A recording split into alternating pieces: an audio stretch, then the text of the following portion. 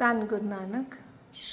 ਪਿਆਰੀ ਸਾਧ ਸੰਗਤ ਜੀ, ਬੜੇ ਹੀ ਮਿੱਠੀ ਆਵਾਜ਼ 'ਚ ਬੇਟੀ ਹਰਗੁਣਪ੍ਰੀਤ ਨੇ ਸ਼ਬਦ ਉਚਾਰਨ ਕੀਤਾ, ਜ਼ਰੂਰ ਸੁਣਿਓ। ਧੰਨ ਗੁਰੂ ਨਾਨਕ।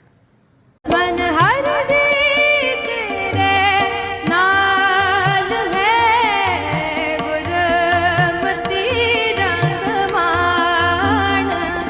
ਮਨ ਹਰ ਦੇ ਤੇਰੇ ਨਾਲ ਹੈ, ਗੁਰਮਤਿ ਰੰਗ ਮਾਣ। ਮਨ ਤੂੰ ਜੋਤ ਸਰੂਪ ਹੈ, ਆਪਣਾ मन तू जोत स्वरूप है, अपना मूल पहचान। तू जोत स्वरूप है, अपना मूल पहचान। अपना मूल पहचान, अपना मूल पहचान।